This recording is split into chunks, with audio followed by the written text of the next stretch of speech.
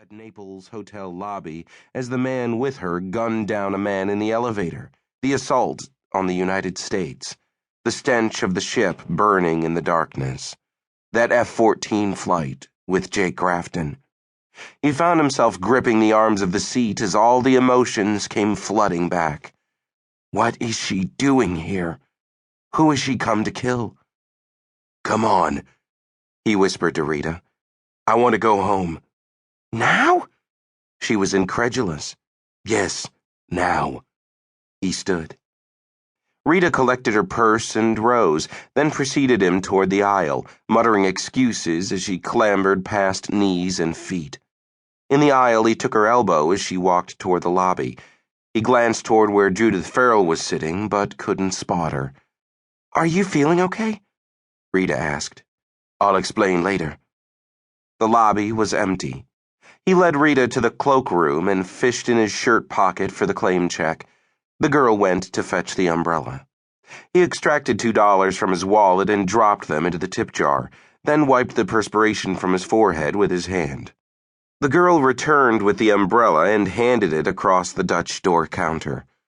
Thanks. When he turned, Judith Farrell was standing there facing him. Hello, Robert. He tried to think of something to say. She stood looking at him, her head cocked slightly to one side. Her male companion was against the far wall, facing them. Rita, she said. I'm Elizabeth Thorne. May I speak to your husband for a few minutes? Rita looked at Toad with her eyebrows up, so Judith Farrell knew about his wife. It figured. Where? Toad asked. His voice was hoarse. Your car. Toad cleared his throat. I don't think. Robert, I came tonight to talk to you. I think you should hear what I have to say. The CIA is open 8 to 5, Toad Tarkington said. Monday through Friday. They're in the phone book. This is important, Judith Farrell said. Toad cleared his throat again and considered. Rita's face was deadpan. Okay. Toad took his wife's arm and turned toward the door.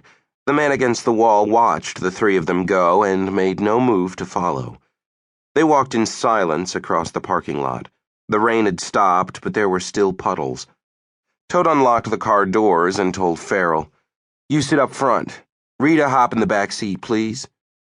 Once in the car, he started the engine and turned on the defroster as the women seated themselves.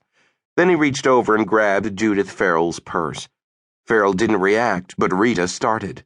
Still, she remained silent. No gun in the purse. That was his main concern. There was a wallet, so he opened it. Maryland driver's license for Elizabeth Thorne, born April 17, 1960. The address was in Silver Spring. Several credit cards, some cash, and nothing else. He put the wallet back into the purse and stirred through the contents. The usual female beauty paraphernalia, a box of tissues, a tube of lipstick. He examined the lipstick tube, took the cap off, ran the colored stick in and out, then replaced the cap and dropped the tube back into the purse. He put the purse back on Farrell's lap. Okay, Miss Thorne, you have your audience. I want you to give Jake Grafton a message. Call the Defense Intelligence Agency and make an appointment. Obviously, I don't want anyone to know that I talked to him, Robert, so I came to you. I want you to pass the message along to him and no one else. Toad Tarkington looked that over and accepted it, reluctantly. Rear Admiral Grafton was the deputy director at the DIA, and Toad was his aide. Both facts were widely known, public knowledge. At the office, every call was logged, every visitor positively identified. Admiral Grafton lived in General Officers' Quarters at the Washington Navy Yard and was guarded by the Federal Protective Service.